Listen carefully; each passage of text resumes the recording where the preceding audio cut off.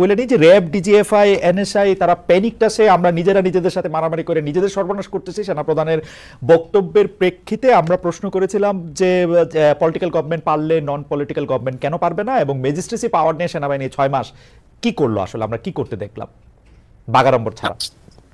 ওকে, RAB, NSI, DGFI, Bangladesh সেনাবাহিনী, এই বাহিনীগুলো panicked অবস্থায় আছে। আমার মনে হয় এই কথাটা উনি বলেছেন যে কারণে, সেটা হলো যে আপনি দেখেন ইতিমধ্যে ডিজিএফআই এর সাবেক 6 জন ডিজি কে আপনার মানবতা বিরোধী অপরাধের কারণে এবং গুম খুনের সাথে জড়িত থাকার কারণে তাদের এগেইনস্টে গ্রেফতারি পরোয়ানা জারি হয়েছে।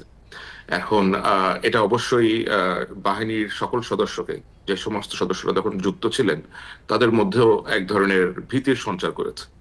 এখন এটা শুধুমাত্র ডিজিএফ এর ক্ষেত্রে যে হয়েছে তা না, একই কনসিকুয়েন্স যে র্যাবে যারা আছেন, এনএসআই তে যারা ছিলেন, র্যাবে যারা ছিলেন এবং এই সমস্ত কর্মকর্তারা যারা নিজ নিজ বাহিনীতে ফেরত গিয়েছেন, তারা অবশ্যই সেখানে প্রশ্নের সম্মুখীন হয়েছেন। কারণ আমার জানা মতে আর্ম ফোর্সেস ডিভিশন একটা ইন্টারভিউ করে আগস্ট সেপ্টেম্বর মাসের দিকে, যেখানে তারা বিভিন্ন গ্যারিসন থেকে র্যাবে ছিলেন অথবা ডিজিএফআই তে ছিলেন, এনএসআই তে ছিলেন, এরকম সকল কর্মকর্তাদেরকে নিয়ে আসেন এবং সেখানে তারা কর্মকর্তাদের একটা লিস্টও তৈরি করেন যে কারা কারা এখানে যুক্ত ছিলেন গুম খুন হত্যার সাথে করেন।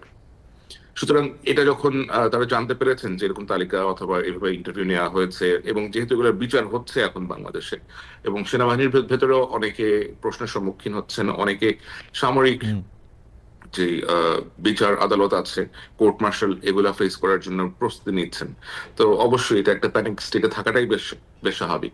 এবং এছাড়া যখন বাইরে থেকে অথবা দেশের ভেতর থেকে, তো এখন তো ধরেন অনেকেই বিভিন্ন বিষয় নিয়ে আলাপ আলোচনা করছেন এবং এত বেশি মিস ইনফরমেশন, ডিসইনফরমেশন ছড়াচ্ছে, যা এই বাহিনীগুলোর সদস্যদেরকে, তাদের পরিবারদেরকেও আতঙ্কিত করে তুলছে।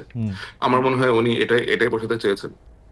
ওকে, আমি ম্যাজিস্ট্রেসি এবং অন্য প্রসঙ্গটাতে পরে আসতেছি।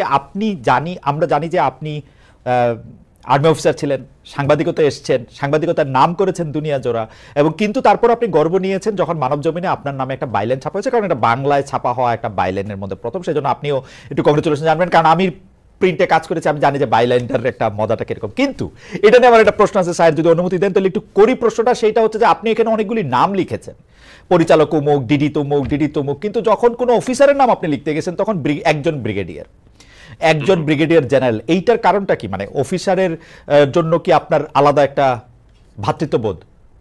না, আমি আমি কখনোই বাংলাদেশ সেনাবাহিনীর অফিসার ছিলাম না। আমি অফিসার হিসেবে প্রশিক্ষণ নিতে গিয়েছিলাম, যেটা আমি শেষ করতে পারিনি। That was not rightly addressed. আর ও, আপনার প্রশিক্ষণ শেষ হওয়ার আগে আপনি বেরিয়ে আসছেন, সরি, ক্যাডেট অবস্থায় আপনি বেরিয়ে আসছেন, ঠিক। ওকে, তো ওই ব্রিগেডিয়ার সাহেবের নাম কেন নেওয়া হয়নি? কারণ ব্রিগেডিয়ার সাহেবের নাম আমাদের কাছে ক্লিয়ার করা হয় নাই। আমি আমার যে সূত্র আছে, সূত্র মাধ্যমে সূত্র নামটা বলতে চায় নাই, আগ্রহ প্রকাশ করে নাই। বাট আমি জানার চেষ্টা করেছি, and I was not very sure যে ওই ব্যক্তি কিনা। সুতরাং যে ব্যক্তি কিনা, এটার নাম আমি কিভাবে। কিন্তু পরিচালকদের যাদের আপনি নাম দিয়েছেন তাদের ব্যাপারে, বা উপপরিচালক, সহকারী পরিচালক, তাদের ব্যাপারে আপনি শিওর ছিলেন মোটামুটি? ওকে, হ্যাঁ, মোটামুটি শিওর ছিলেন তাদের ব্যাপারে, যাদের পরিচালকদের নাম, তাদের ব্যাপারে।